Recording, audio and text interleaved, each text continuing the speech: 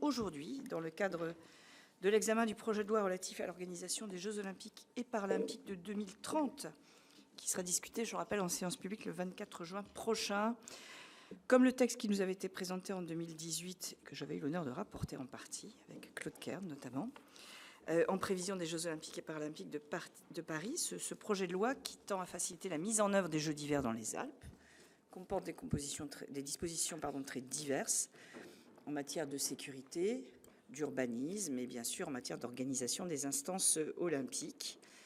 Pour l'accueil d'un événement comme celui-ci, il importe en effet que certains dispositifs ad hoc puissent être adoptés. C'est assez classique et une grande partie de ceux que vous présentez aujourd'hui est la reprise de ceux votés en 2018 et dont nous avons eu la preuve tangible l'été dernier à Paris qu'ils avaient fonctionné, à vrai dire. La diversité des sujets abordés a justifié la saisine pour avis de 4 commissions à qui ont été délégués des articles et dont une partie des rapporteurs sont présents, même pas une partie, la totalité, me semble-t-il, sont présents. Aux côtés, presque, aux côtés du rapporteur et de la commission des lois, Jean-Michel Arnaud. Il s'agit pour la commission des affaires économiques de Mme Martine Berthet, pour la commission de la culture de M. Claude Kern, pour la commission des affaires sociales de Mme Pascale Gruny et également de Mme Patricia Demas qui n'est pas là, et pour la commission de l'aménagement du territoire et du développement durable de M. Damien Michalet. Je ne serai pas plus long, Madame la Ministre, et je vous cède la parole pour une présentation des enjeux du projet de loi et des dispositions d'environ 10-15 minutes. Puis les rapporteurs présents pourront vous interroger sur certains aspects du texte et éventuellement les membres de la commission des lois qui sont ici présents. Très bien. Alors, Madame la Présidente, Mesdames et Messieurs les sénateurs, je suis évidemment particulièrement heureuse d'être devant vous aujourd'hui pour évoquer le projet de loi olympique des Alpes françaises 2030, qui intervient évidemment quelques mois après la formidable réussite des Jeux de Paris 2024. Nous avons collectivement à mesurer quand même cette chance de pouvoir organiser dans notre pays, en 6 ans d'intervalle seulement, de nouveau des Jeux. Et c'est le fruit de la démonstration de notre capacité à organiser des événements d'envergure planétaire comme les Jeux olympiques et paralympiques dans d'excellentes conditions puisque la démonstration a été faite cet été. La décision d'attribuer les Jeux à la France a été prise, vous vous en souvenez, le 24 juillet dernier, juste avant le début des Jeux de Paris 2024. Et ce projet, cette attribution est le fruit d'une collaboration des mois précédents entre l'État, 2 régions, la région Auvergne-Rhône-Alpes, la région au sud, PACA, voilà, excusez-moi, le comité olympique français et le comité paralympique français du côté du mouvement sportif.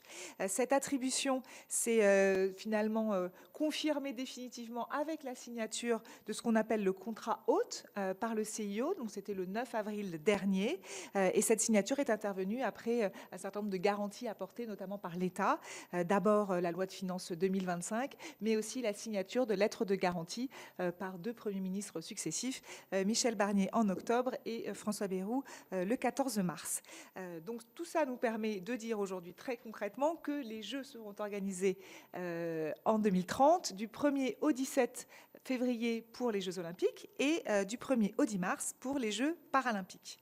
Ça va être l'occasion de nouveau d'accueillir le monde. Donc là, il s'agit de 3200 athlètes qui vont venir participer aux Jeux, 2700 olympiens, 600 paralympiens. Donc vous voyez qu'il y a vraiment une différence assez forte entre le volume des Jeux olympiques et des Jeux paralympiques. Mais c'est aussi 3000 journalistes qui vont venir dans notre pays. Et puis, évidemment, une forte mobilisation de volontaires. On sait que les volontaires de Paris 2024 ont été l'image des Jeux. Et donc, il y aura de nouveau 20 000 volontaires pour les Alpes 2030. Et puis, enfin, c'est surtout une vingtaine de collectivités de ces territoires qui vont se mobiliser et qui vont participer à l'organisation de ce projet. Et autant d'opportunités pour elles de se faire connaître à travers le monde. Alors cette capacité d'organisation des Jeux, elle repose évidemment sur les organisateurs qui vont jouer un rôle majeur, mais je voulais aussi souligner le rôle important aussi des forces de sécurité qui vont être nécessaires pour organiser ces Jeux et contribuer à sa réussite. Mais aussi, nous avons besoin pour les organiser, pour doter l'ensemble des parties prenantes de moyens, de voter cette loi olympique et paralympique pour permettre à chacun de remplir ses missions dans de bonnes conditions. Et donc c'est précisément l'objet de cette proposition de loi, de ce projet de loi. On le conçoit, nous, comme une boîte à outils pour pouvoir outiller les organisateurs sur un certain nombre de sujets. Donc c'est pour ça que ces dispositions sont assez concises, assez opérationnelles. Vous l'avez dit, Madame la sénatrice, ces dispositions s'inscrivent évidemment dans la continuité de Paris 2024. Donc, on n'a pas réinventé la roue. On a utilisé ce qui a marché pour Paris 2024. Vous remarquerez aussi que ce projet de loi est assez large, avec 37 articles, parce qu'on fait en une fois ce qu'on avait fait en 2 fois avec Paris 2024, puisqu'il y avait eu 2 lois en 2018 et 2023. Là, on essaie, puisque le temps est compté, il ne nous reste plus que 5 ans pour organiser les Jeux. Donc en une fois, et il y a aussi des spécificités relatives à la montagne, puisque ces jeux quand même s'organisent dans nos montagnes et dans des espaces naturels. Donc il y a quelques articles qui proposent des expérimentations sur le côté montagne, puisqu'on doit vraiment prendre en compte ces enjeux de la préservation du milieu naturel, du changement climatique.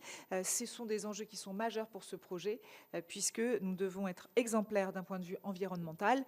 Et puis, je dirais également, nous devrons être exemplaires aussi d'un point de vue budgétaire. Nous connaissons tous le contexte de notre pays. Et donc, pour nous, c'est un enjeu majeur sur ces deux jambes. Nous devons avancer et penser aussi un héritage utile pour les habitants de ces territoires.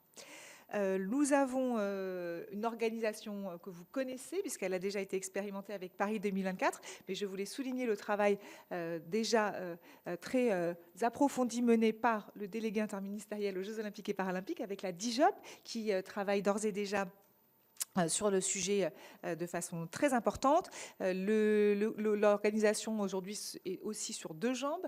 Un comité d'organisation présidé par Edgar Gros-Piron, une Solidéo qui est présidée par les présidents de région en alternance. Donc cette année, c'est Renaud Muselier, mais l'année prochaine, ça sera Fabrice Pankouk. Et surtout, il y a un directeur général, Damien Robert, qui aujourd'hui travaille sur le sujet.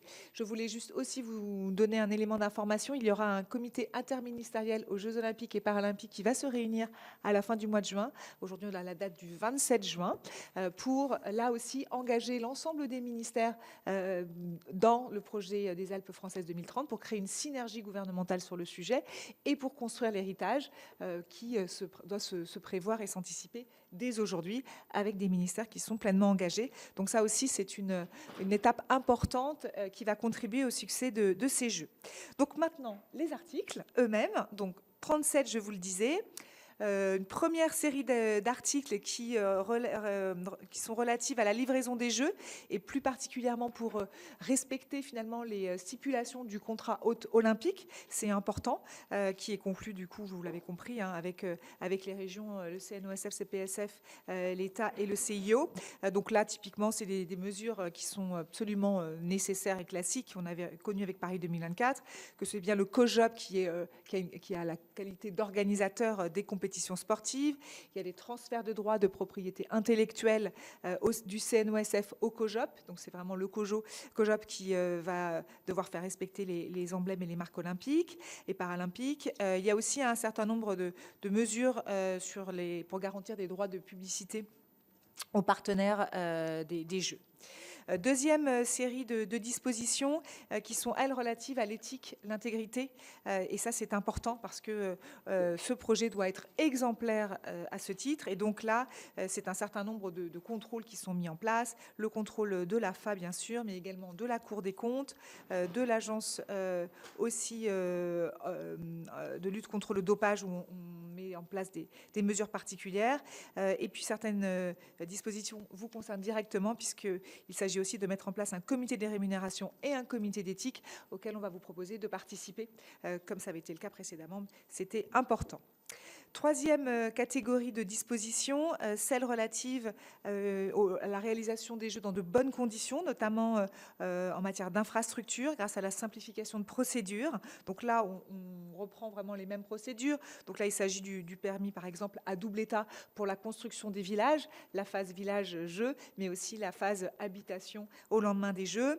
Il s'agit aussi de là où on va retrouver des spécificités pour le territoire de la montagne, avec l'article 24 que vous aurez peut-être remarqué, autour des servitudes relatives aux pistes de ski et remontées mécaniques, notamment sur deux sites de compétition pour le tremplin et la piste de bobsleigh.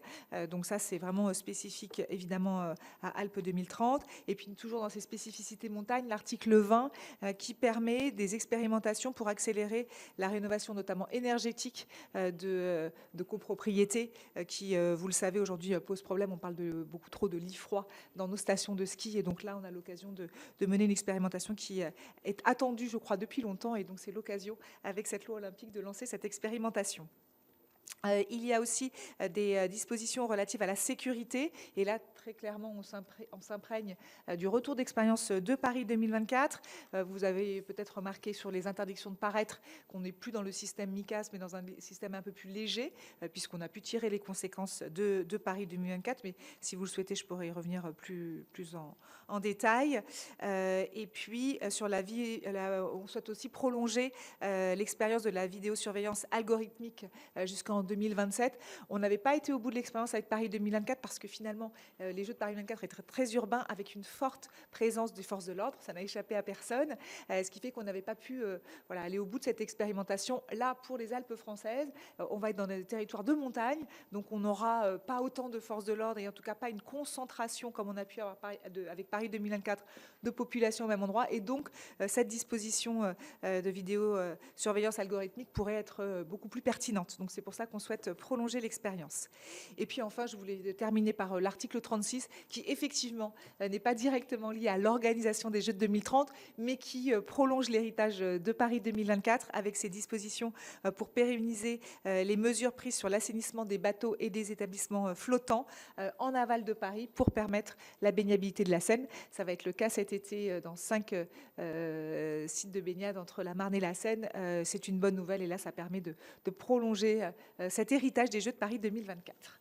Voilà, j'en ai fini avec cette présentation rapide. Merci, Madame la Présidente. Merci, Madame la Ministre. Alors, je vais donner la parole successivement à nos rapporteurs, en commençant par Monsieur Kern, car il doit partir en séance, et puis ensuite aux membres de la Commission des lois qui voudront bien s'inscrire s'ils souhaitent intervenir ou pas. Monsieur Kern. Merci Madame la Présidente, et encore désolé, je vais être obligé de vous quitter rapidement. Madame la Ministre, merci pour cette présentation. Je voudrais également saluer Monsieur le délégué interministériel qui est à vos côtés, et je vais aller directement au fait de mes questions. Le modèle économique de ces Jeux olympiques d'hiver, vous l'avez dit, repose très largement sur un financement privé. Et il est d'ailleurs encore plus dépendant de ce financement que celui des Jeux d'été. D'ailleurs, les recettes de billetterie qui sont attendues ne seront pas à la hauteur de ce qu'on a eu en 2020, sur Paris 2024, mais beaucoup moindre. Il est donc légitime de chercher à sécuriser ces financements privés en garantissant aux différents partenaires une exclusivité dans l'usage des propriétés olympiques, et en luttant activement contre le marketing d'embuscade consistant à utiliser ces marques sans autorisation. Cela étant dit, cette exclusivité soulève aussi une difficulté. Elle limite fortement la capacité des collectivités publiques à communiquer sur leur engagement et à valoriser leur action dans le cadre des Jeux. Nous partageons tous l'objectif de maximiser les recettes issues du secteur privé. Alors pour vous, quel semble être le bon équilibre à trouver entre les droits exclusifs des partenaires et la reconnaissance de l'action des acteurs publics? Ensuite, les anneaux olympiques qui sont installés sur la Tour Eiffel ont marqué les esprits pendant les Jeux. Un débat a émergé sur l'opportunité de prolonger cette installation dans la perspective des Jeux de 2030. Pouvez-vous nous préciser quels sont les enjeux associés à cette décision et quelle est la position du CIO et à quelles conditions cela pourrait être envisagé? Et puis, on va parler de dopage, de lutte contre le dopage. Nous savons que la France en a fait une priorité absolue dans la perspective des Jeux de Paris 2024. Et aujourd'hui, nous savons également que l'Agence française de lutte contre le dopage a rempli largement cet engagement, en lien d'ailleurs avec l'Agence internationale de contrôle. Après les JO, nous notons malheureusement une baisse des moyens qui suscite, moyens de la FLD, qui suscite une certaine inquiétude. Et je pense que la fin des JO ne peut pas le justifier, car le surcroît d'activités liées aux Jeux de Paris a été pris en charge, lui, par le contrat lié Paris 2024 à l'AFLD. Aujourd'hui, la lutte contre le dopage est fragilisée au plan mondial par le différend existant entre l'Agence mondiale antidopage et l'Agence nationale américaine. On voit aussi apparaître des compétitions où le dopage est autorisé, voire encouragé. Le projet de loi permettra de donner des moyens juridiques supplémentaires à l'AFLD, mais les moyens humains et financiers sont-ils à la hauteur de l'ambition affichée? Et quelles leçons tirez-vous de l'expérience de Paris 2024 pour notre propre politique antidopage? Tout à fait. Alors, première question sur le sujet des financements privés et la cohabitation finalement des marques. C'était ça votre question, je pense. Ce qui va se passer pour les Alpes 2030, comme ça s'est passé pour Paris 2024, il va y avoir un emblème pour les Jeux des Alpes 2030 qui va pouvoir être associé à celui des régions. Donc, il y aura des logos composites. Je ne sais pas si vous vous en souvenez, mais la région Île-de-France, typiquement, avait un logo composite avec son logo, celui de Paris 2024, et qui lui permettait de communiquer autour des Jeux avec ce logo composite. Aujourd'hui, effectivement, les choses ne sont pas possibles parce qu'on n'a pas d'emblème encore du projet Alpes 2030. Donc, dans l'attente, effectivement, aujourd'hui, c'est un peu le stand-by, personne communique. Ce logo composite, il va pouvoir être très visible et il va permettre à la région de s'exprimer sur le projet des Jeux dans son territoire partout, et les marques, donc les sponsors des Jeux au fur et à mesure vont eux aussi être affichés dans le cadre de ces communications. Mais je pense qu'il n'y a pas d'inquiétude à avoir sur la cohabitation des marques privées et des marques, et de la marque région Aura ou région Sud PACA. Les choses vont se mettre en ordre en temps utile. Aujourd'hui, on n'a pas non plus d'opération de communication tant qu'il n'y a pas d'emblème pour ces Jeux. Donc je pense que c'est l'affaire de quelques mois. Deuxième question, les anneaux sur la Tour Eiffel. Alors là, cette question est en cours de discussion entre pas mal d'acteurs. Aujourd'hui, je ne peux pas vous dire ce qu'il en sera, mais sachez qu'effectivement, il y a des discussions, notamment avec le CIO, qui est celui quand même qui doit donner son aval pour la visibilité des anneaux olympiques dans l'espace public en France. Et donc, on devra avoir des éléments dans les prochaines semaines. Mais franchement, à ce stade, je ne peux rien vous dire parce que rien n'est vraiment décidé. Sur le sujet du dopage. Alors oui, vous avez raison de le souligner, les Jeux de Paris 2024 ont été un booster pour l'agence, l'AFLD, l'agence française. Ils ont un très bel héritage. J'ai rencontré la présidente de l'agence, évidemment, à ma prise de fonction, et ils sont en train de capitaliser sur les dispositifs qui ont pu être mis en place avec Paris 2024. Le sujet des moyens qui sont donnés à l'AFLD vont relever du budget des sports, donc du plan de loi de finances, projet de loi de finances que l'on va devoir porter et sur lequel on va devoir avoir une attention particulière. Et vous avez raison de souligner qu'en ce moment, il y a effectivement un contexte international particulier avec la concurrence entre des visions différentes d'agences au plan mondial qui ne donnent pas une visibilité quand même claire sur les sujets, ce qui est quand même dommage, mais sur lesquels la France essaie de manœuvrer avec beaucoup d'agilité sur sa diplomatie au regard des enjeux de dopage. Donc, on va continuer de travailler dans la construction du budget 2026 à intégrer les enjeux du dopage, qui sont des enjeux évidemment très importants pour le ministère des Sports. Je vous remercie, Madame la Ministre. Monsieur Kern, à bientôt. Monsieur Jean-Michel Arnaud, pour la Commission des lois. Oui, merci, Madame la Présidente, Monsieur le délégué interministériel, Madame la Ministre, mes chers collègues. Un mot rapide de contextualisation. D'abord, je vous remercie de votre présence ce matin pour poser un premier acte public de constitution de cette candidature des JO. Et l'étude et l'examen de ce texte au Sénat en première lecture sera la première occasion grand public de partager l'ambition portée par les deux grandes régions, les départements concernés, les territoires et villes concernés de cette dimension olympique et des Jeux d'hiver. Donc, nous serons observés.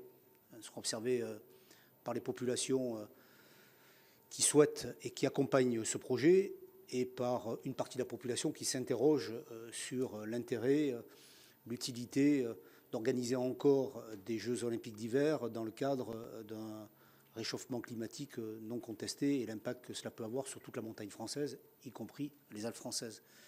Donc, ma première question concernera la manière dont vous envisagez de procéder à la concertation, à l'association des populations dans leur diversité, à la portée de cet événement sur lequel aujourd'hui la France est engagée. Et donc il ne s'agit pas de contester de mon point de vue la réalisation et la mise en œuvre de ce projet, mais d'en expliquer à la fois la portée et d'intégrer aussi les suggestions que les citoyens dans leur diversité peuvent avoir sur la matière.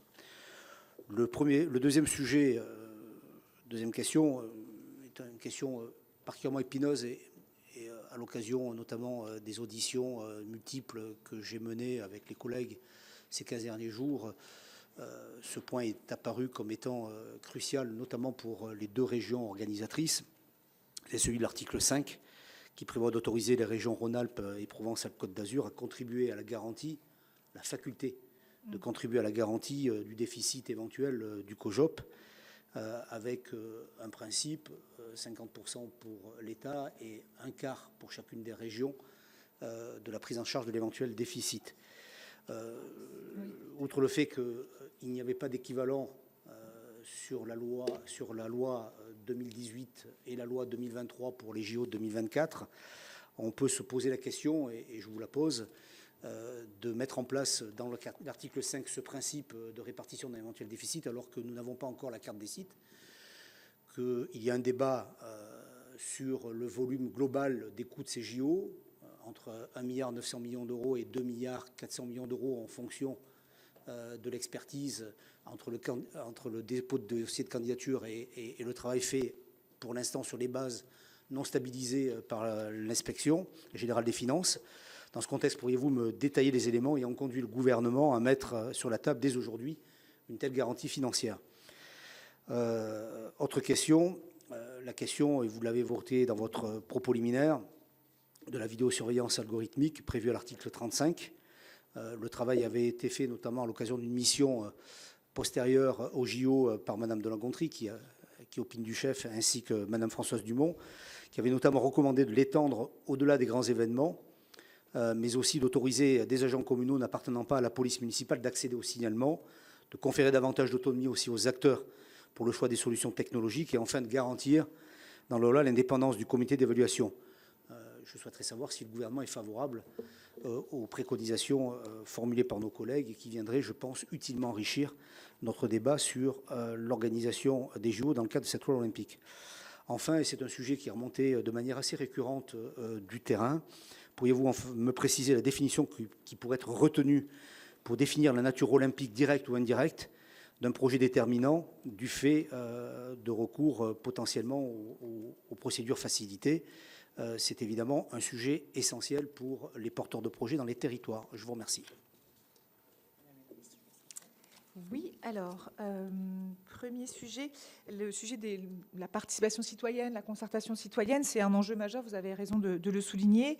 Et aujourd'hui, effectivement, il n'y a pas de stratégie qui a été déployée sur ce sujet. Pour autant, l'ensemble des parties prenantes ont bien conscience, comme vous l'avez souligné, que c'est nécessaire. C'est nécessaire pour partager le projet, faire de la pédagogie, rassurer, et aussi que ce projet puisse être compris et qu'il puisse être acceptable et même attendu par la population la plus directement concernée. Sur ce sujet, pour le faire, il faut qu'on ait aussi des éléments concrets à partager avec la population. Et donc, nous avons besoin de passer quelques étapes. Donc, évidemment, la carte des sites est importante, la stabilisation du budget est importante. Nous avons aussi besoin d'avoir une stratégie environnementale. Et donc, ça va être l'enjeu du CIJOP, puisqu'aujourd'hui, nos services, notamment avec le ministère de la Transition écologique, nous posons la stratégie, la contribution de l'État à la stratégie environnementale des Jeux. Et c'est un élément important parce que ça veut bien dire qu'il va y avoir une stratégie concertée sur ces enjeux environnementaux. Donc, nous sommes en train finalement, la vision du comité d'organisation, elle aussi, n'est pas encore publique. Elle est en train d'être finalisée. Donc, l'ensemble de ces briques vont être consolidées tout prochain mois, prochaines semaines, et ce qui va permettre évidemment des prises de parole beaucoup plus nourries à chacune des parties prenantes, et qui va permettre à chacun d'organiser ses concertations citoyennes, ses participations citoyennes partout dans les territoires, ici peut-être à Paris pour le volet national, mais surtout dans les territoires hôtes des Jeux. Donc je prends votre point, j'ai bien conscience de cet enjeu majeur. C'est un enjeu sur lequel, évidemment, j'ai eu l'occasion de travailler avec Paris 2024, et le comité d'organisation lui-même va avoir à travailler des stratégies, des dispositifs, des programmes pour communiquer le projet, le partager avec l'ensemble des acteurs, notamment le tissu associatif qui est présent dans les territoires. Concernant l'article 5, donc sur les sur les garanties, donc vous avez raison de le souligner, il y a une spécificité sur cet article-là. Vous le savez peut-être, mais la garantie de l'État, en fait, elle porte. Enfin, il y a 3 types de garanties dans l'organisation des Jeux. Donc, il y a une garantie de remboursement du CIO en cas d'annulation des Jeux. Il y a une garantie d'emprunt bancaire pour faciliter évidemment la trésorerie du comité de l'organisation. Et puis, il y a la garantie du déficit des Jeux qui ressort du comité d'organisation. Là-dessus, effectivement, l'article 5 prévoit une faculté, c'est une option qui est proposée, qu'il y ait du coup un engagement des 2 régions, cet engagement se limitant quand même au quart du solde déficitaire du COJOP, donc il est bien encadré et ne peut être possible évidemment que dans le cadre d'un accord avec les régions. Si nous nous sommes permis de mettre cet article dans le projet de loi, c'est parce que nous en avons parlé avec les régions, n'est-ce pas, monsieur le Dijop, et qu'aujourd'hui, elles sont disposées à discuter de ce sujet-là, et c'est aujourd'hui un sujet de discussion entre nous sans qu'il y ait de voyants inquiétants. Donc c'est pour ça qu'on a mis cette disposition, mais qui devra évidemment faire l'objet d'un pacte qui devra être signé par l'ensemble des parties prenantes. Donc voilà pour vous rassurer là-dessus. Monsieur le Dijop, n'hésitez pas à compléter si je ne suis pas assez exhaustive. Sur la vidéosurveillance, donc oui, effectivement, j'ai pris connaissance des rapports que vous avez pu produire sur la vidéosurveillance algorithmique, et qui nous ont conforté, évidemment, vos rapports pour remettre l'expérimentation dans le projet de loi olympique. C'est important de pouvoir capitaliser, évidemment, sur l'expérience des Jeux, mais aussi sur les rapports qui ont pu être faits.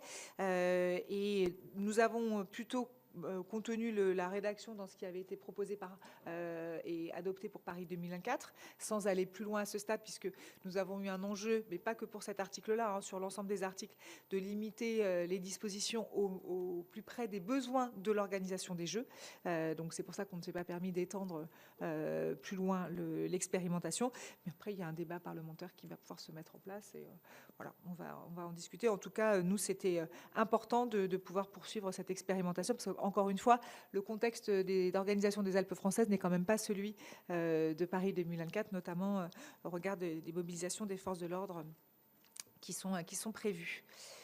Le dernier sujet sur la définition donc comment vous appelez ça, olympique. Voilà. Là, c'est vrai que c'est un sujet qui est particulier. On est dans le cadre d'un. Il faut qu'on définisse bien le périmètre à chaque fois des projets qui sont concernés, et ça peut varier effectivement d'un projet à l'autre au regard de la finalité de la disposition et de l'ampleur de la dérogation qui est prévue par la mesure. Donc on est dans une appréciation au cas par cas, mais je ne sais pas si monsieur Dijop vous voulez ajouter. Bon, c'est le parti pris que nous avons eu sur ce sujet. Merci Madame la Ministre. Madame la Présidente, si vous me permettez, Monsieur le rapporteur, en fait sur ce dernier point, il est exact, comme vous l'avez relevé, que des terminologies différentes sont employées dans un certain nombre d'articles pour désigner des opérations qui sont en lien avec les JO. Donc la nature du lien avec les JO peut être variable. Cela tient à ce que les dispositions dont vous parlez ont des portées différentes. Par exemple, il est important de définir suffisamment large le bénéfice des dispositions qui accélèrent les procédures d'urbanisme, de façon à ce qu'on ne se retrouve pas dans une situation où des opérations qui seraient nécessaires aux JO ne pourraient pas en bénéficier. En revanche, dans d'autres cas, l'élaboration du projet de loi a conduit à circonscrire davantage le champ de la mesure. Je pense à la disposition qui prévoit la prise de possession anticipée des terrains qui auraient fait l'objet d'une expropriation pour cause d'utilité publique, qui est une disposition qui est tout à fait dérogatoire, qui est subordonnée à un avis conforme du Conseil d'État et pour lequel ce n'est pas l'ensemble des opérations nécessaires pour les JO qui sont concernées, mais seulement celles, à ce stade, relatives aux compétitions. Donc il y a eu de ce point de vue-là une volonté de circonscrire davantage. Je pourrais citer un autre exemple, mais qui n'est pas du champ de la loi. Nous travaillons à un projet de décret pour permettre, comme pour Paris 2024, de faire en sorte que les contentieux liés aux opérations nécessaires au JO fassent l'objet d'une compétence en premier et dernier sort de la Cour administrative d'appel pour qu'on déroge au double degré de juridiction. Alors là, évidemment, on peut aller beaucoup plus loin parce que le fait de déroger au double degré de juridiction, c'est beaucoup plus habituel que de prendre qu'une prise de possession immédiate à la suite d'une expropriation. Donc il est dans une certaine mesure normal que des formulations différentes puissent être employées d'un article à l'autre, mais évidemment, peut-être les échanges pourront-ils préciser les points qui vous sembleraient les plus obscurs si des harmonisations sont nécessaires et possibles. On peut tout à fait en discuter. Peut-être en profiter, Madame la Ministre, pour revenir sur deux points que vous avez abordés. Sur la vidéosurveillance augmentée, c'est un débat que le Sénat connaît bien, puisque vous l'avez eu au moment de la PPL transport. Vous savez que la disposition qui a été insérée dans le PJL olympique est peu ou prou la reprise de celle qui a été adoptée par le Sénat dans le cadre de la PPL transport et censurée comme cavalier par le Conseil constitutionnel. Simplement, à ce moment-là, l'expérimentation est... Oui, mais le Sénat l'a adopté. Et donc, il a adopté le texte, mais la PPL, l'expérimentation était encore en cours, et donc il suffisait de prolonger l'expérimentation. Et là, ce qui est proposé, par rapport à la disposition qui figurait dans le texte définitivement adopté de la PPL transport, c'est qu'on ne peut plus prolonger l'expérimentation puisqu'elle n'est plus en cours, donc il s'agit de la reconduire. Mais c'est la même expérimentation que celle qui a été conduite pour Paris 2024 dans les mêmes conditions. Donc là encore, évidemment, le débat parlementaire pourra se poursuivre, mais c'est pas, le gouvernement n'a pas fait preuve d'innovation de ce point de vue-là dans ce projet de loi. Et puis, dernière chose sur la garantie. L'article 5, comme la ministre l'a indiqué, l'article 5 ouvre une simple faculté aux régions que celles-ci pourront exercer au terme d'une négociation qui pourra permettre de clarifier les bases sur lesquelles elles s'engagent, bien évidemment. Et je voudrais en outre ajouter que la possibilité pour les régions d'accorder leur garantie est limitée non seulement au regard du budget du COJO, mais aussi d'une proportion de leurs recettes de fonctionnement, comme il est classique pour les garanties d'emprunt accordées par les collectivités régionales. Je vous remercie, Madame la Ministre. Vous y avez fini vos réponses vous-même? D'accord. Nous allons pouvoir passer par ordre d'importance des articles traités, puisqu'ils sont nombreux, à Madame Martine Berthet pour la Commission des affaires économiques. Merci beaucoup, Madame la Présidente. Madame la Ministre, alors concernant les 7 articles dont je suis rapporteure pour la Commission des affaires économiques, donc aménagement et logement, ils sont tous quasiment issus du texte de Paris 2024, mais ils nécessitent une adaptation à la montagne, au contexte de montagne. Notamment, tous les délais ont-ils été bien pensés par rapport au contexte montagne? Je pense aux installations temporaires. Et puis peut-être aussi à la mise à disposition des logements. Donc voilà, est-ce que vous pouvez nous parler de ces aspects-là? Et puis peut-être alors une petite parenthèse sur les voies de circulation, ça ne fait pas partie mais en tant que savoyarde habitante de la montagne, voilà, je voulais vous alerter par rapport aux voies de circulation. Je pense que les rapporteurs en charge, voilà, adapteront le sujet. J'ai une interrogation, donc c'est vraiment le fait, la liste définitive des sites nous sera-t-elle transmise avant l'adoption définitive du texte par le Parlement? Parce qu'il faut que nous puissions légiférer en toute connaissance de ces sites sur les aspects aménagement et logement notamment. Il pourrait y avoir des modifications à introduire dans le texte. Je vous remercie. Oui, alors, le sujet de l'adaptation au contexte de la montagne a été pris en compte, évidemment. Je vous cite un exemple typiquement, et c'est plus la montagne, mais aussi les dates. On n'a pas prévu la nécessité de mobiliser les hébergements d'étudiants, parce qu'on va être, comme on l'avait pu le faire avec Paris 2024, parce qu'évidemment, on est dans une période scolaire, universitaire scolaire. Bref, les logements ne seront pas disponibles, donc il est hors de question, évidemment, de pouvoir utiliser ces logements-là. Donc, on a évidemment pris en considération ces enjeux et les premières projections que l'on a de mise à disposition d'hébergement, de logements semblent suffisants. Et en tout cas, aujourd'hui, on n'a pas d'inquiétude sur ce sujet. Donc, pour ça qu'on a fait une liste qui correspond en fait aux besoins qui sont exprimés. Sur le sujet de la carte des sites, vous avez raison, c'est un point très important. Cette carte des sites, elle est en discussion, évidemment en même temps que le budget, puisque les deux sont vraiment imbriqués, intimement imbriqués, puisque vous l'avez compris, on a deux drivers, l'environnement et le budget. Donc, comment on est vertueux dans la matière et responsable. On devrait effectivement avoir une carte des sites. Monsieur Molina, on peut se dire à la rentrée, en tout cas c'est l'objectif que s'est donné le comité d'organisation. Nous on pousse à ça évidemment. Il y a des recrues qui viennent d'arriver au comité d'organisation qui vont nous permettre d'accélérer, notamment un directeur financier qui était attendu pour faire avancer ce sujet et un certain nombre d'experts sur lesquels maintenant s'appuie le comité d'organisation pour continuer de travailler sur la base du projet initial porté dans le cadre de la candidature et du rapport porté par les inspecteurs généraux. Et du coup, ça alimente nos débats, nos discussions pour qu'on puisse atterrir à la rentrée. Donc oui, l'objectif, c'est vraiment de faire converger les deux calendriers. Merci. Madame Pascale Gruny pour la Commission des Affaires sociales. Oui, merci Madame la Présidente, Madame la Ministre, Monsieur le délégué interministériel. Ma collègue en fait de la Commission des Affaires sociales rapporte, Patricia Demas rapporte les articles 28 et 29. Donc sur ces articles qui concernent l'installation des polycliniques et le droit d'exercer des professionnels de santé, est-ce que vous avez quelque chose à nous partager par rapport justement à des sites qui sont totalement différents de Paris 2024? Alors moi je rapporte l'article 30. Donc je vais vous poser une question sur cette dérogation au repos dominical. Nous allons soutenir bien sûr la mesure qui ne change pas trop par rapport à l'an dernier. Mais en revanche, vous savez qu'ici au Sénat, avec notre président Gérard Larcher, nous sommes très attachés au dialogue social. Donc, de ce fait, je vais vous poser ma question. Premier retour que j'ai des organisations syndicales nous ont pointé une concertation un peu défaillante ou précipitée des partenaires sociaux. Pouvez-vous nous confirmer que les organisations syndicales comme patronales seront bien consultées pour la mise en œuvre de cette dérogation prévue à l'article 30 ?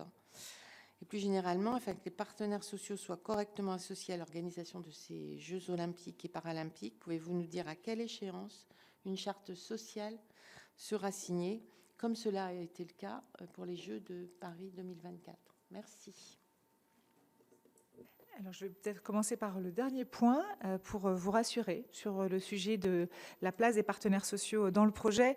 C'est un sujet sur lequel je suis particulièrement attentive puisque j'ai moi-même organisé l'implication des partenaires sociaux au sein du projet de Paris 2024, la charte sociale bien évidemment, mais leur présence au sein du conseil d'administration du comité d'organisation. Donc, ça va être le cas pour les Alpes 2030.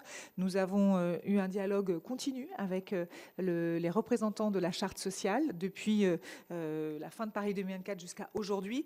Ils sont, et je pense qu'ils vous le diraient aussi bien que moi, dans une phase de réorganisation et de poser une nouvelle stratégie de la charte sociale dans le cadre des Jeux des Alpes 2030. Ils ont des représentants à nommer et donc on est dans l'attente aussi des noms des représentants qui vont pouvoir siéger au sein du comité d'organisation de la charte sociale. Parce que vous ne le savez peut-être pas, mais leur participation et leur implication dans le projet s'appuient sur une association de la la charte sociale qu'ils ont créée et donc qu'ils dirigent. Donc on est vraiment dans ce cadre-là. Donc pas d'inquiétude sur leur rôle, ils vont prendre toute leur place et bien leur place. Pour nous, dans les dirigeants des Alpes 2030, c'est un axe essentiel. Moi, je crois aussi beaucoup au dialogue social. J'ai beaucoup travaillé 10 ans sur le sujet du dialogue social, donc j'y suis très attachée et j'y serai très vigilante. Concernant la disposition du travail dominical, vous avez raison de le souligner, elle reprend la disposition de Paris 2024, mais surtout, ce qui est important, c'est la mise en place de cette disposition qui va être du coup au cas par cas, puisque en fait, ce n'est pas une possibilité de travail dominical au sens large partout dans tous les territoires hôtes. C'est une disposition qui devra être à l'appréciation du plan local, donc sous la direction du préfet qui va devoir, lui, apprécier la situation. Il y a déjà des stations de ski qui dérogent au travail dominical et c'est déjà le cas et les jeunes n'y vont rien y changer. En revanche, pour d'autres communes, ça va être très différent. Donc là, on est vraiment dans une appréciation du besoin pour limiter évidemment la mise en place du travail dominical dans cet état d'esprit et les partenaires sociaux seront évidemment associés à ce dialogue. Question sur les 28 et 29, donc sur les polycliniques, donc oui, il y a cette mise en place opportunité de mettre en place des polycliniques. Vous l'avez peut-être vu pour Paris 24. Là, il y en a plusieurs parce que du coup, il y a plusieurs sites. C'est indispensable pour les athlètes, pour préparer les pathologies des athlètes à l'occasion des Jeux. Il y aura évidemment des conventions entre l'ARS et les 2 régions pour pouvoir mettre en place ces cliniques dans le cadre de ce qui est prévu dans le territoire. Donc ça, c'est évidemment devant nous, c'est important de le prévoir dans la loi et on va y travailler efficacement. Je vous remercie. Nous allons maintenant passer aux questions des 4 membres présents de la commission des lois, en commençant par monsieur Pierre-Alain Roiron. Oui, Madame la Ministre, vous avez évoqué la question tout à l'heure sur le traitement automatisé des images, algorithme. Effectivement, c'est une reconduction de ce qui a déjà été évoqué, mais pouvez-vous nous préciser les conditions sur lesquelles les partenaires privés interviennent dans le processus d'analyse des images et quelle est la garantie sur le gouvernement pour offrir sur l'externalisation progressive de ces fonctions? Parce que comme vous l'avez, je crois, évoqué tout à l'heure, le Conseil d'État avait indiqué que c'était un dispositif contraignant, mais protecteur. Et n'allons-nous pas vers une trajectoire, vers une généralisation de cet outil? Alors, le premier point, je vous rassure, l'objectif, c'est pas de généraliser l'outil, c'est vraiment de le circonscrire à la loi, à l'organisation des Jeux des Alpes 2030. Ça, c'est extrêmement important. Et on s'en tient au texte de Paris 2024. Vous parliez des acteurs privés qui pourraient se saisir des images. Évidemment, il y a des prestataires qui vont opérer, mais enfin, ils vont être tenus par un contrat dans lequel ils n'auront aucun droit d'exploitation de ces images. Ces images, elles sont nécessaires à la sécurité des sites. Et donc, ce sont les acteurs publics qui vont traiter de ces images dans le cadre du dispositif de sécurité qui va être prévu au plan local et pour l'organisation des Jeux. Donc, il n'y a pas d'inquiétude à avoir sur ce sujet. En plus, vous le savez, on est sur un dispositif anonyme quand même, hein, même si c'est des images, on n'est pas sur du contrôle facial, hein, c'est un autre dispositif quand même, hein. Donc, ce qui est intéressant, c'est de pouvoir voir des mouvements de foule. C'est ça qui est visé, vous le savez, par cette disposition. Et voilà, donc on est quand même respectueux de ce qui a été fait pour Paris 2024. On est dans le même cadre. Merci. Je vais prendre, alors dans cet ordre, Madame Marie-Pierre de la Gontrie, Monsieur André Reichardt, puis Madame la Présidente Cukierman pour la question. Madame de la Gontrie. Je te remercie de me dire que j'appuie sur le bouton, il y en a 12. Non, mais j'ai été aidée par mon voisin. C'est pour ça qu'on se déplace toujours à 2 comme dans la police, parce que comme ça. Madame la Ministre, Monsieur Molina, on se connaît depuis longtemps. Merci pour tous ces éléments. Merci à Jean-Michel Arnaud d'avoir évoqué le travail que nous avons fait pour la Commission sur la VSA. Peut-être, si je peux me permettre de vous dire, en fait, sur la question de la sécurité, de manière générale, des JO, mais vous le savez, enfin, vous avez eu d'éminentes responsabilités dans les JO Paris 2024. Il y a 3 travaux, à mon avis, qui sont des références. Non, on avait d'abord fait une mission d'information de la commission des lois avec ma collègue Agnès Canaillé en amont sur la question de la sécurité des JO dans toutes ces acceptions. C'était formidable. On n'a pas fait la une du 20h, mais c'était vraiment pas normal parce que c'était très intéressant, blague à part. Ensuite, nous avons décidé à la commission de faire Muriel est désespérée, de faire un regard post-JO sur 2 sujets, sur la VSA et sur la sécurité privée. Et sur la VSA, d'autant que, vous l'avez sûrement noté, et le ministre de l'Intérieur, et qui était alors Bruno Retailleau, et le préfet de police avaient manifesté un enthousiasme réel, un peu tôt, dès début septembre, en disant que bien évidemment, il fallait pérenniser. Or, 3e document évidemment à voir de près, le rapport de la commission d'évaluation présidée par Christian Vigourou. Et de ce que vous disiez tout à l'heure, alors après il y a eu les péripéties parlementaires, effectivement, et donc vous prévoyez cette prolongation d'expérimentation. Et ce qui est important, c'est que notre rapport d'évaluation, qui était bipartisan ici, avait finalement opté pour la poursuite de l'évaluation et non pas pour la pérennisation, parce qu'à l'évidence, le dispositif, comment dit-on poliment, n'est pas totalement mature. Et lorsque vous évoquez le fait que la période des JO de Paris, qui s'est d'ailleurs incroyablement bien déroulée sur l'aspect de la sécurité notamment, mais pas que,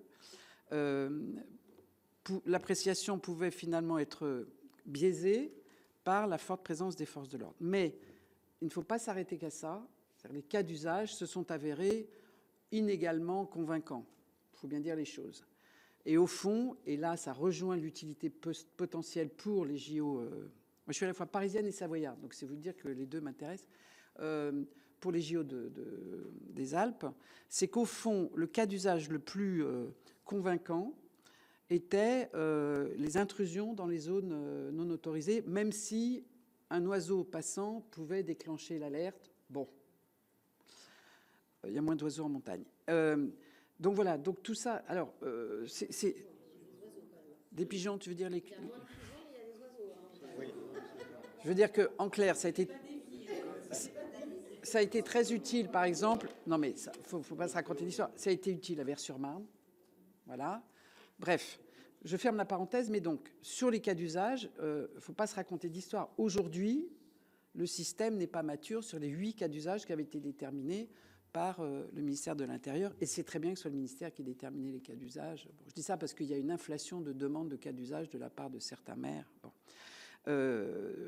Donc voilà. Donc vous prudemment, j'ai envie de dire, vous proposez simplement de prolonger l'expérimentation.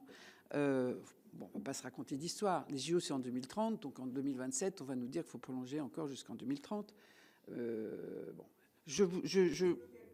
moi, je suis pas au gouvernement, donc tout ça au fond m'est égal. Mais je pense qu'un rapport d'évaluation, dont je pense que si vous arriviez à convaincre Christian Vigourou de le faire, ce serait super.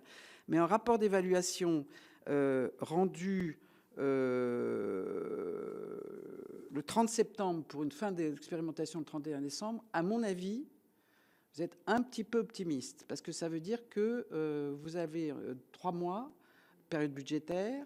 J'ose même pas imaginer ce qui se passe à ce moment-là au Parlement pour faire passer un texte qui va prolonger le machin. Bon, bref. Moi, je serais vous, je mettrais plutôt juin. Enfin, je suis pas à votre place, donc parce que bon, Vigourou tient ses délais parce que c'est un gars sérieux, mais bon, voilà. Donc la VSA, c'est bien. Tout ce qui a été évoqué est juste, hein, c'est-à-dire qui a accès, qui s'en sert, parce qu'il y a une inflation. Moi, je mets en cause personne, mais il y a des maires qui aimeraient que tout le monde y a accès, que d'ailleurs on adjoigne la reconnaissance faciale, que Donc tout ça peut aller assez loin. Voilà.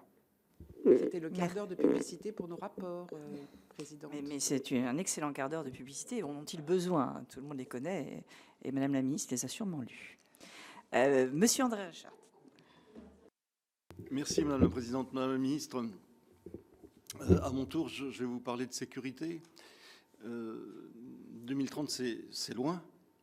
On voit bien, ces derniers mois particulièrement, voire ces dernières semaines, la situation géopolitique mondiale évoluer, pour ne dire que cela. Avec les conflits en cours, d'autres conflits peuvent naître d'ici là. Est-ce que, globalement, vous pensez que les systèmes de sécurité qui ont été mis en place pour Paris 2024 suffiront, le cas échéant, suffiraient? N'y aurait-il pas lieu, le cas échéant, d'envisager un autre texte le moment venu pour tenir compte de cette évolution?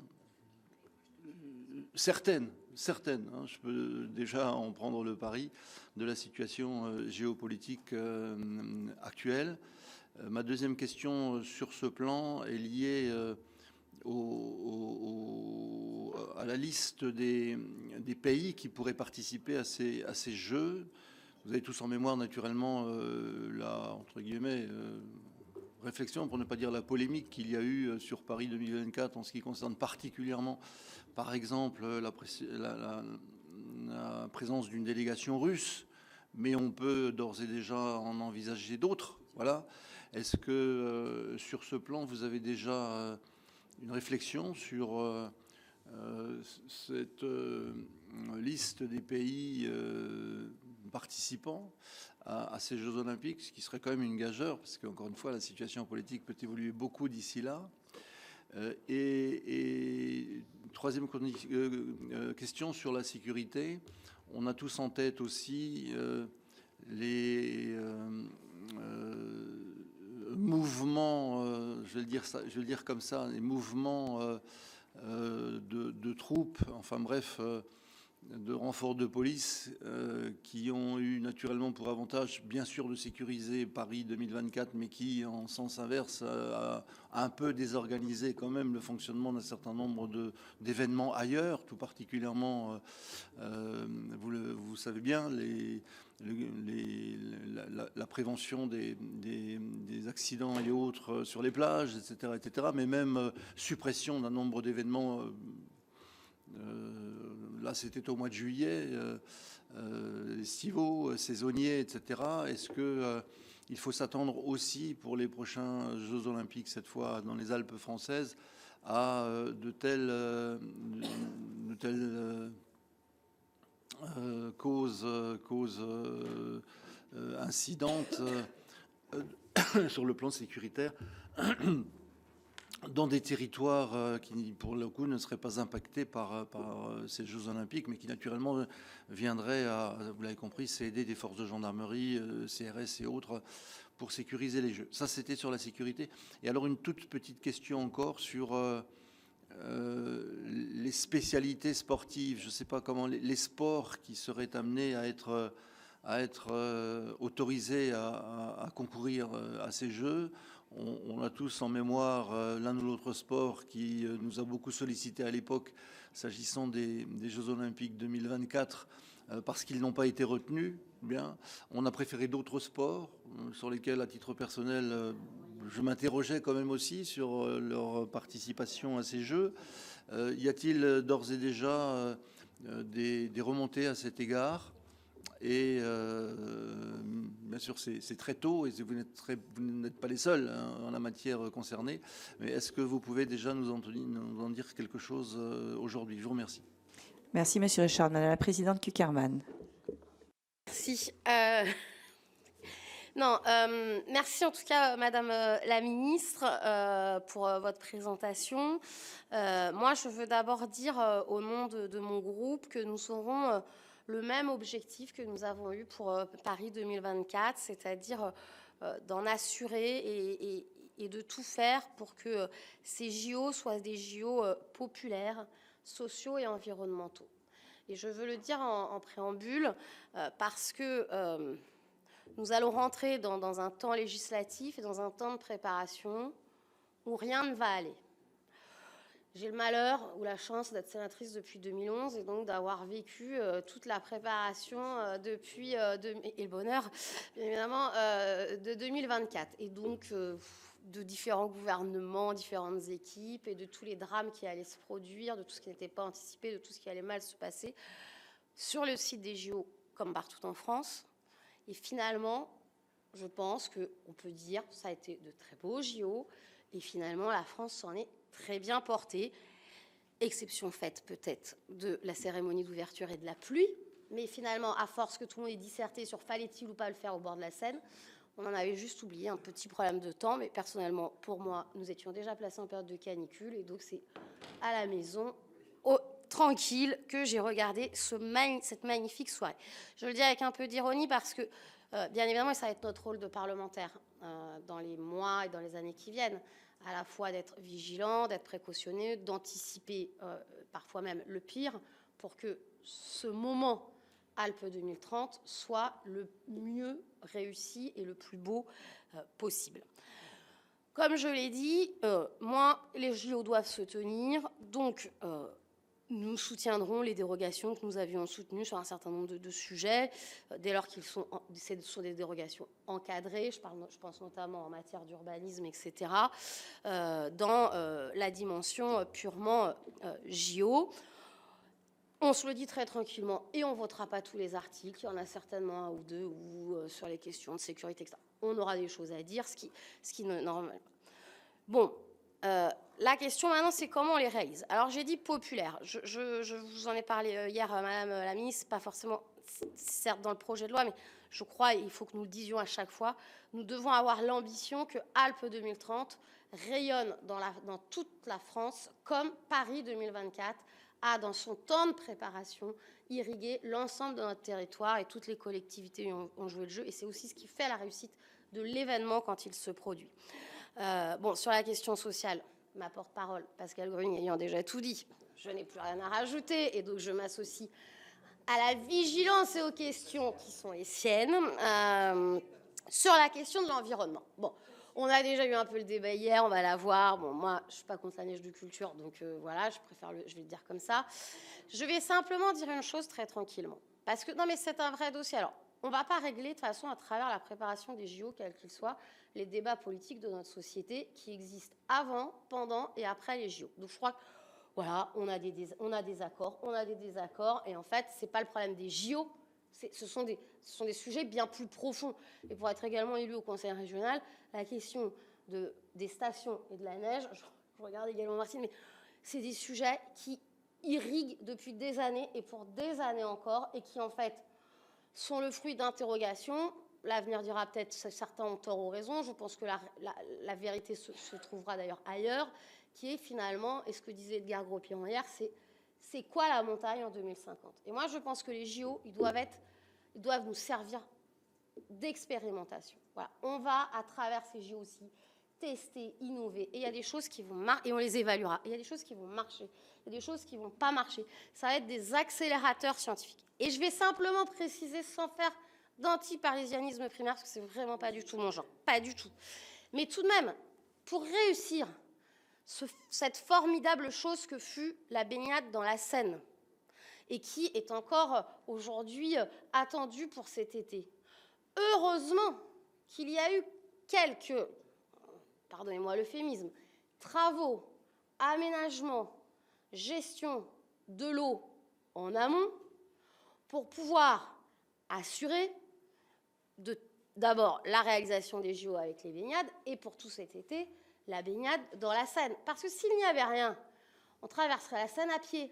Donc je dis ça, je dis rien, mais moi, tout le monde le sait ici, je suis partisane de la gestion de l'eau, donc voilà. Donc je dis simplement, je crois que ce texte, en tout cas, on aura les débats en séance, c'est en tout cas l'ouverture de la préparation législative Alpes 2030, et donc finalement le Parlement rentre dans ce temps aussi de préparation.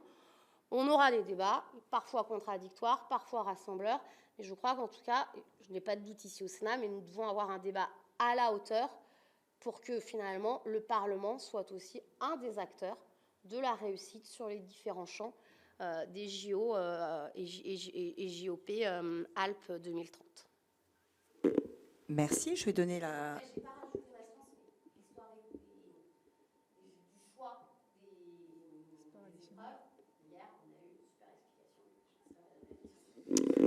Vous avez un art du teasing, Madame la Présidente Cukierman, qui véritablement m'enchante. Et nous allons laisser la parole à Madame la Ministre pour répondre à ces questions. Alors peut-être qu'on va le faire à deux voix avec Pierre-Antoine Molina sur le sujet de vidéosurveillance.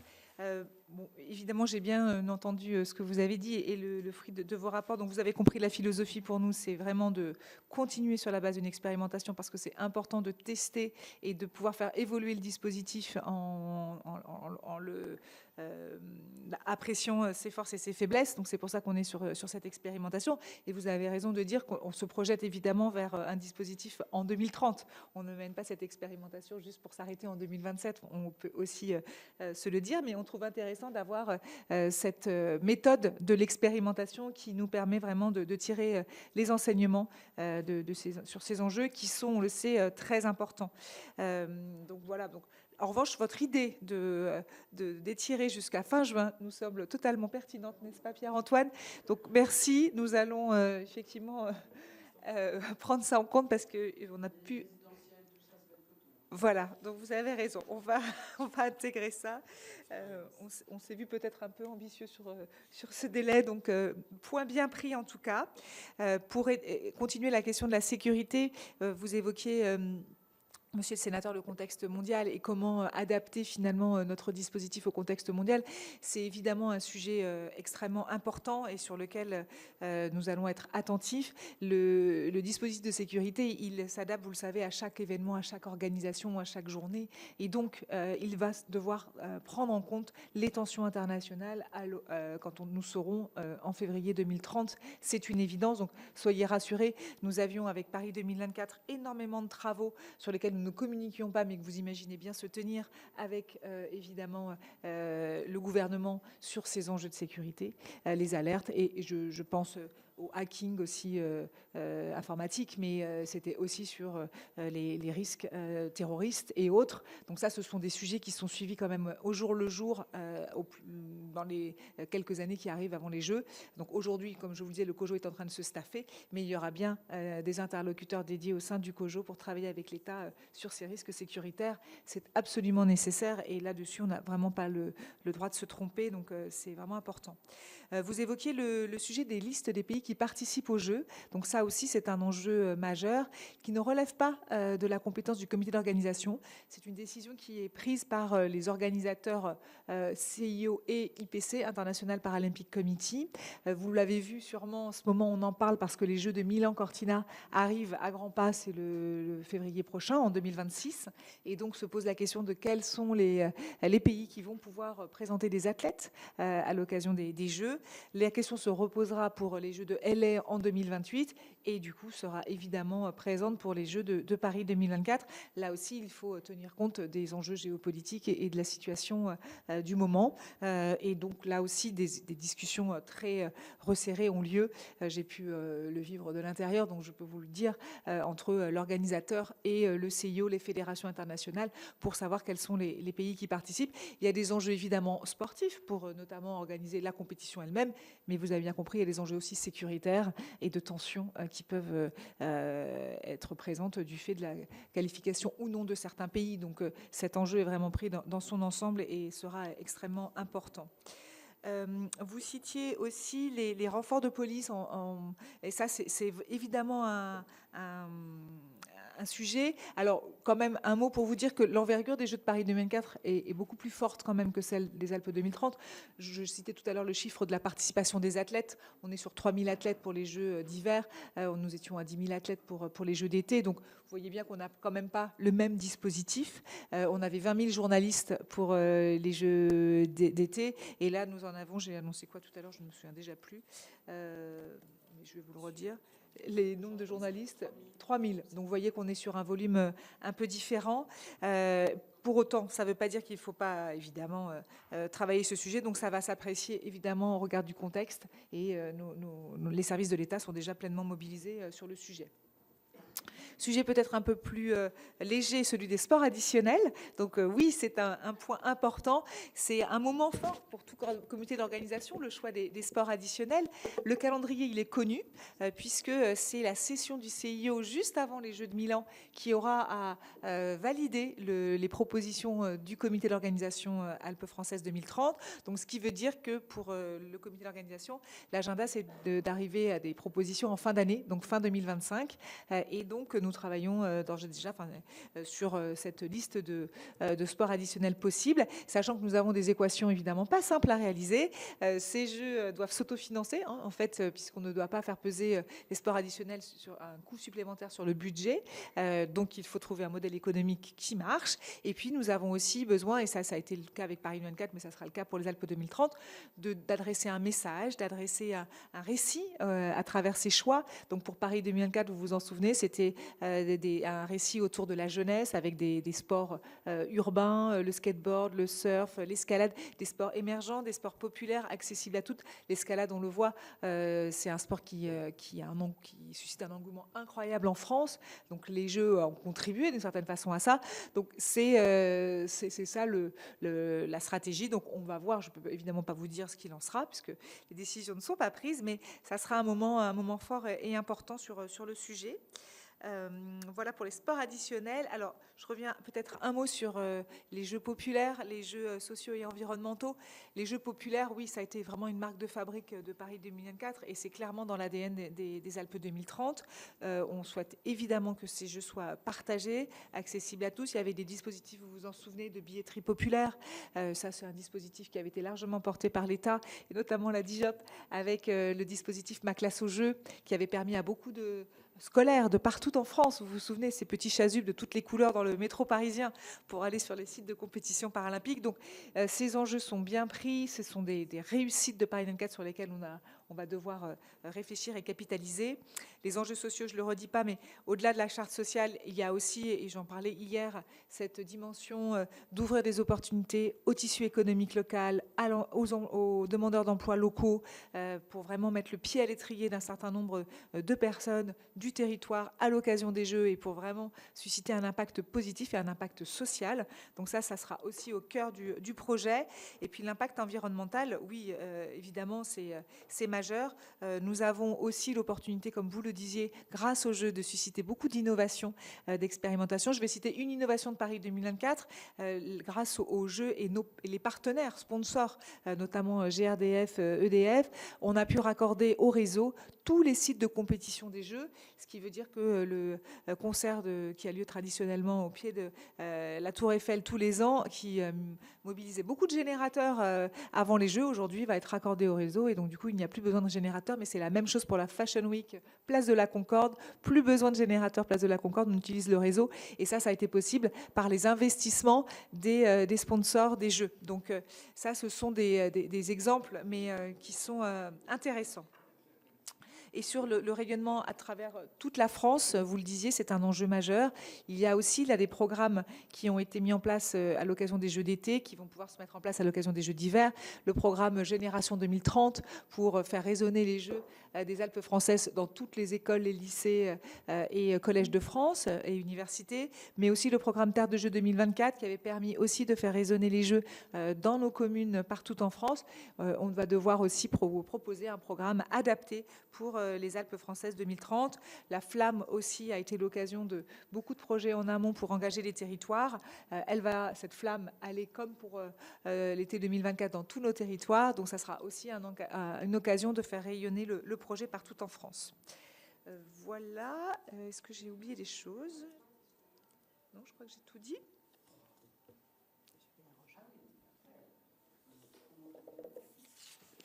Monsieur Benaroche. Merci Madame la Présidente. Madame la Ministre, je ne vous cacherai pas, les doutes certains, voire les réticences certaines des mouvements associatifs écologistes et du Parti écologiste sur l'organisation des Jeux Olympiques en 2030 en France. Je ne vais pas refaire l'argumentaire complet de nos oppositions ou de nos questionnements, parce que ça prendrait un certain temps. Je vais donc juste m'attarder sur 3 points, et sans parler de la sécurité, qui est pourtant mon domaine de prédilection. Le premier relève d'un constat, alors ici beaucoup diraient de bon sens, mais j'aime pas cette expression parce que pour moi ça ne veut pas dire grand-chose, mais alors d'un constat qu'on pourrait faire, qui est celui quand même de la raréfaction de la neige. Donc, nonobstant tout ce qui peut être fait, tout ce qui peut être dit, quand on sait les difficultés aujourd'hui pour un certain nombre de stations à assurer leur activité économique qui est liée autour du ski, de la neige et des vacances d'hiver, on se pose et qui pour certains d'ailleurs ont déjà entamé une reconversion vers d'autres domaines. On se pose la question de savoir s'il était sage et pertinent d'organiser en 2030 dans ces mêmes stations ou dans des stations proches des Jeux Olympiques qui vont nécessiter bien entendu des conditions de compétition optimales, y compris dans l'approvisionnement en neige extérieure, artificielle et autres. Alors quand on évalue les coûts, on n'évalue pas les coûts de l'inaction climatique ou de l'action contre le climat, même si on en fait d'autres à côté pour justifier effectivement que ces jeux seront environnementaux. Et donc c'est difficile de chiffrer ça, je le conçois dans les termes de la comptabilité publique actuelle, mais ne vous inquiétez pas, beaucoup de gens sont en train de le faire et donc il y aura des chiffrages. À ce titre-là, deuxième chose, et je serai assez court pour une fois, enfin si c'est court, ça je ne sais pas en fait.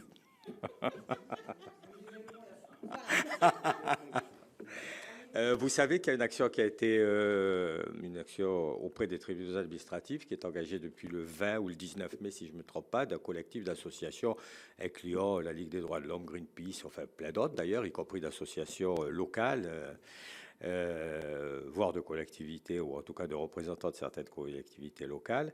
Je voulais savoir comment vous jugiez cette action et si vous pensiez en l'état actuel des choses qu'elle pouvait vous porter un préjudice, sachant qu'en ce qui nous concerne, si les Jeux Olympiques 2030 ont vraiment lieu parce que le climat le permet en France ou ailleurs, d'hiver, je parlais, bien entendu, nous ferons tout pour qu'il se passe au mieux. Mais ça n'empêchera pas effectivement de juger sur pièce. Et pour parler, le dernier élément environnemental, j'en ai un peu parlé, mais je ne vais pas épiloguer, il y aurait des pages et des pages et des heures à parler de ces Jeux d'hiver, mais sur la partie plus sociale, on va dire, ou en tout cas populaire, dont a parlé Cécile Cukierman, juste une question. J'ai de nombreuses courriers, récriminations, demandes, alors je suppose que je ne suis pas le seul, mais mes collègues parlementaires doivent en avoir aussi, des mouvements sportifs, associatifs de toute la France, qui disent, bon, ben c'est bien, les Jeux Olympiques d'hiver 2020, les Jeux Olympiques 2024 à Paris, c'était une réussite, on était très contents, ça s'est bien passé.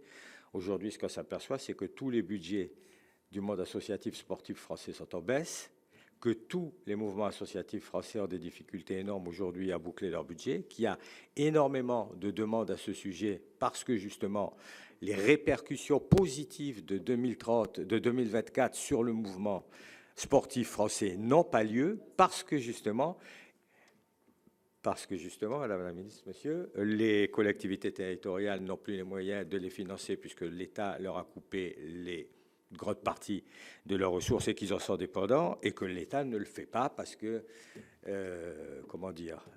l'amende est à, je ne sais pas quel terme utiliser, qu'est-ce qu'on pourrait dire, aux économies, à la décroissance, on va dire ça en tant qu'écolo, décroissance budgétaire en tout cas. Voilà. Donc voilà mes questions, Madame la Ministre. Merci, Monsieur Benaroche. Madame de La Gontrie, vous avez redemandé la parole ? Eh oui. Non, parce que c'est le propos de la ministre qui me faisait penser à ça. Lorsque vous avez parlé du développement économique, enfin pas le développement économique, c'est pas le terme que vous avez utilisé, mais enfin bon, bref. Et du coup, je pense que vous pourriez, sauf si vous l'avez déjà fait, regarder ce qui s'est passé au moment des JO. Avec la sécurité privée et qui a été piloté par Marc Guillaume, qui est donc notre préfet de région. Parce que ce qu'on avait constaté, c'est que nous, on avait une inquiétude parce qu'il y avait des milliers d'agents de sécurité privée qui étaient nécessaires. Bref, voilà, l'expérience des JO de Londres avait été préoccupante. Bref. Et que, en fait, mais je ne sais pas est-ce qu'il va y avoir beaucoup de sécurité privée pour les Alpes. Mais les grosses boîtes n'avaient pas candidaté parce qu'elles avaient leur portefeuille de clients habituels, elles n'avaient pas l'intention de, etc., etc. Donc se sont créées beaucoup de petites structures qui ont été hyper encadrés, très associés. France Travail a travaillé avec eux, donc il y avait une espèce d'accompagnement permanent. Le résultat des courses, c'est que les grosses boîtes sont restées des grosses boîtes, mais que beaucoup de petites structures, mais qui tiennent la route. Du coup, c'est une filière qui s'est consolidée ou développée grâce. Voilà. Donc c'est pour ça que je pense à ce qui s'est passé avec Marc Guillaume est intarissable hein, sur le sujet. Moi, j'avais été très impressionnée par la rencontre, y compris avec France Travail, sur le travail qu'ils avaient mis en place à ce moment-là. Merci. Madame la ministre. Alors, le premier sujet sur le facteur d'enneigement et cette problématique. D'abord, je voulais juste vous dire d'un point de vue macro que le CIO aujourd'hui, parce que vous parliez d'autres événements ailleurs, le CIO aujourd'hui a une règle importante qui limite la capacité des pays à candidater pour les Jeux d'hiver, puisqu'ils doivent prouver des capacités d'enneigement suffisantes pour pouvoir candidater aux Jeux d'hiver. C'est important parce que du coup, ça veut dire que si nous avons l'opportunité d'organiser les Jeux d'hiver, c'est parce que nous avons prouvé nos capacités d'enneigement. Mais vous avez aussi raison de dire que, avec des projections qui sont faites sur les années à venir. Mais vous avez raison de dire que les exigences qui sont celles de compétition de niveau international ont un impact sur la qualité de la neige et sur le fait que nous devons nous poser la question de la neige de culture pour pouvoir donner aux athlètes le même niveau d'enneigement au fur et à mesure de la compétition, puisque c'est un peu ça, il faut garder une équité entre l'athlète qui descend la piste en premier et celui qui descend la piste en dernier.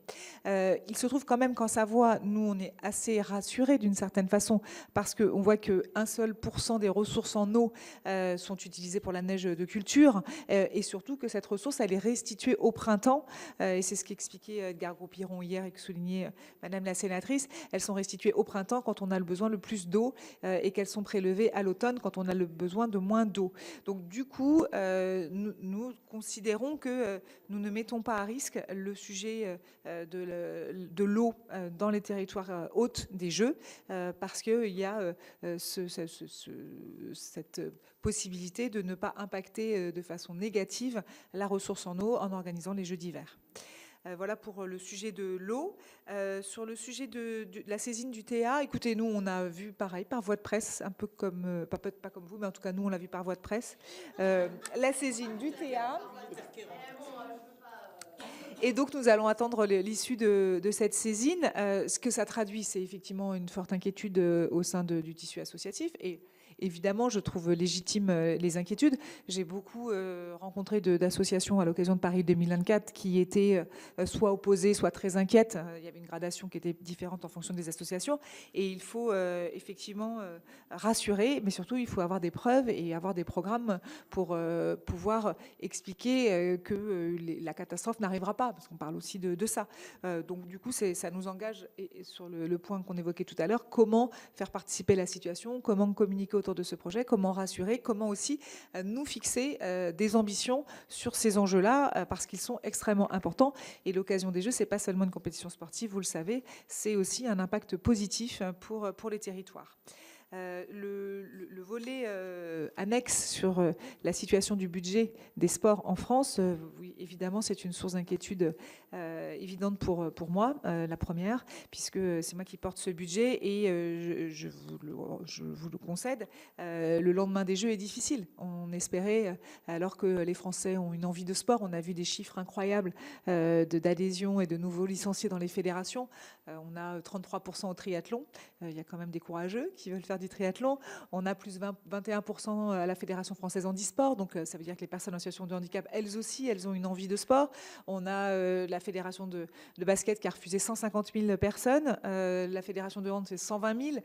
Donc, il y a une envie de sport et il n'y a pas assez d'équipements sportifs. Et on a un budget aujourd'hui qui est contraint. Même si on a construit des équipements dans le cadre de l'héritage des Jeux, c'est encore pas assez. Donc là, on travaille... Donc là, alors, c'est des sujets différents en fait. Mais pour autant, c'est un choix politique, mais on a quand même des solutions. Nous travaillons avec Elisabeth Borne à l'ouverture des équipements sportifs qui sont à l'intérieur des établissements scolaires.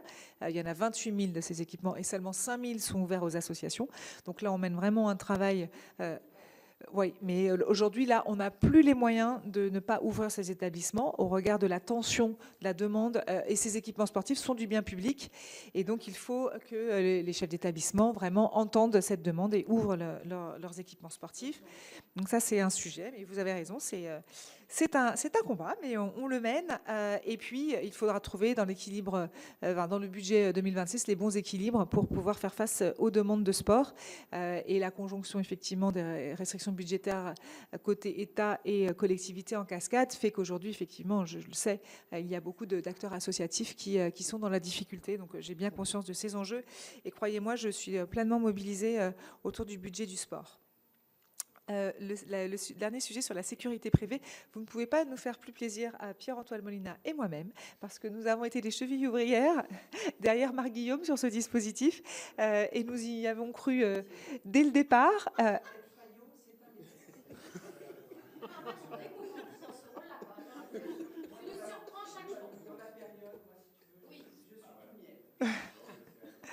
Je le sais. Je vous en prie, Madame la Ministre. Donc, juste Suivez votre propos. pour aller de l'avant, et nous allons tirer les conséquences de ce dispositif qui a effectivement formidablement bien marché, parce que nous avons mis l'ensemble des acteurs en tension et autour de la table pour faciliter la vie des entreprises attributaires des marchés des jeux. Elles avaient un interlocuteur unique, plus besoin d'aller voir Pôle emploi, la mission locale, le facilitateur, enfin toute cette espèce de millefeuille qui existe. Là, il y avait un seul interlocuteur pour chaque entreprise attributaire. Vous avez le marché, vous aviez le nom de la personne, son contact, la personne vous contactez et vous présentez la liste des demandeurs d'emploi qui ne demandaient qu'à travailler dans votre entreprise de sécurité. Et donc ça a été une force incroyable, et ça a permis vraiment à ces entreprises d'avoir la ressource humaine, puisque vous vous souvenez, il y avait de fortes inquiétudes. Mais le plus beau de l'histoire, c'est que cette ressource humaine est toujours en emploi aujourd'hui. Plus de 90% d'entre eux sont toujours en emploi. Et donc cette méthode, nous allons évidemment l'appliquer aux Alpes françaises 2030. J'espère même que ce sera un héritage définitif pour la société française. Monsieur Arnaud. Oui, Madame la Présidente, je ne veux pas allonger trop les débats et qui ont été importants. Il y a deux sujets sur lesquels je souhaiterais éventuellement avoir votre réaction. Un sujet qui a été peu présent dans nos discussions de ce matin, c'est la partie paralympique, puisque derrière la dimension populaire, il y a également une dimension inclusive. Et on a vu que l'héritage, les JO et l'héritage des JO de 2024 ont été formidables en matière d'inclusion, de regard différencié, évolutif de la société générale sur l'handicap. Et je pense que ouvrir la montagne aussi à l'handicap tout au long de l'année sur les 4 saisons est un enjeu. Et je pense qu'il serait intéressant, parmi les opérations de grand public à imaginer, qu'on puisse lancer une candidature auprès des stations pour qu'elles puissent avoir une labellisation inclusive, parce qu'on a beaucoup de travail à faire en la matière, et ça pourrait être un héritage extrêmement précieux. Et deuxième sujet, qui n'est pas le sujet de la loi olympique, mais je le mets sur la table quand même aujourd'hui, parce que c'est étroitement lié. On peut mettre des procédures de facilitation pour accélérer la mise en œuvre des différents chantiers sur le village olympique, sur les épreuves olympiques ou sur les équipements annexes nécessaires. Le nerf de la guerre est encore plus en montagne parce qu'on a des saisons courtes. Le maire de Montgenèvre me disait à juste titre que les travaux peuvent se faire sur sa station entre mai et octobre. Donc les saisons ne sont pas du tout les mêmes qu'à Paris. On a besoin rapidement d'avoir un arbitrage sur le calage de la maquette financière. Donc je voulais savoir si sur ce sujet les discussions interministérielles avaient évolué, et si le 27 juin prochain, lors du comité interministériel à Briançon, un certain nombre d'annonces, je ne vous demande pas de nous les donner aujourd'hui, mais je fais un peu de teasing aussi pour le 27 juin. Est-ce que des annonces nous seront données? Parce que derrière, chaque saison est précieuse pour réaliser les équipements nécessaires. Donc c'est une alerte aussi en même temps que je formule ce matin sur ce deuxième point. Vous avez raison, les Jeux paralympiques ont été un formidable succès par eux-mêmes, mais par l'héritage aussi qu'ils proposent aujourd'hui.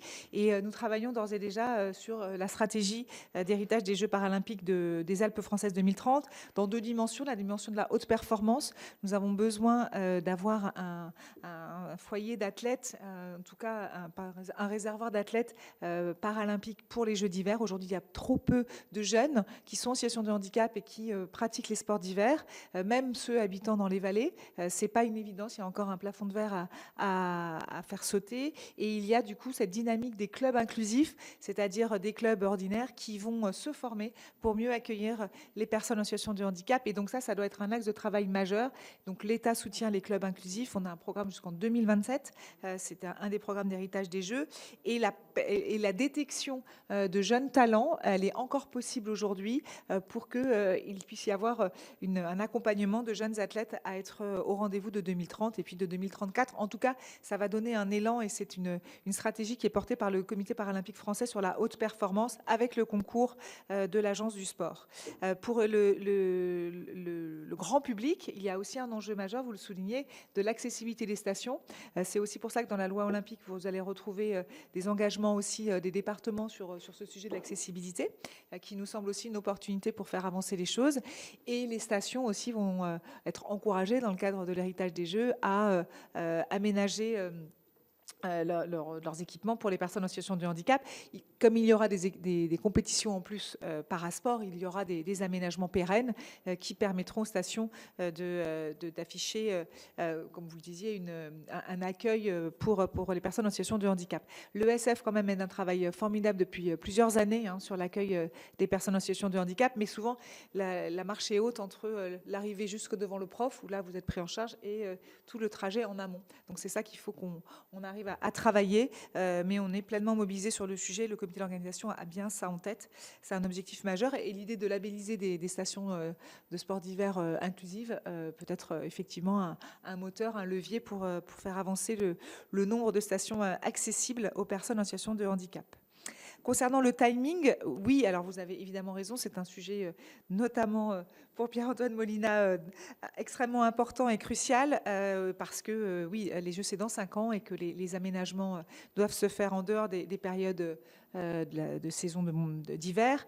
Nous n'avons pas quand même des travaux de la même ampleur que Paris 2024. Nous ne construisons pas évidemment un village aussi large et unique qu'on a pu le faire, donc c'est plus modeste. Donc du coup, on est quand même rassuré sur ce timing. Je ne suis pas sûre qu'on ait la maquette financière pour le 27 juin. Elle est plutôt pour la rentrée, mais en tout cas, le 27 juin, ça sera important d'avoir l'engagement d'un ensemble de ministères sur les Jeux et sur son héritage. Mais la maquette financière, vous avez tout à fait raison, elle doit être notre priorité, elle l'est, et on va travailler au plus vite. Je ne sais pas si vous voulez ajouter quelque chose sur ce volet, Pierre-Antoine. Merci Madame la Ministre. Juste peut-être une précision sur la notion de maquette financière à laquelle vous avez fait allusion. C'est-à-dire que pour ce qui est de la perspective du 27 juin, le Premier ministre a déjà dit un certain nombre de choses s'agissant des volets notamment de desserte. En revanche, quand vous faites allusion à la maquette financière, nous on entend budget du COJO et maquette Solidéo, c'est-à-dire liste des équipements qui vont être financés et supervisés par la Solidéo, avec un financement qui sera issu de l'État et des collectivités locales.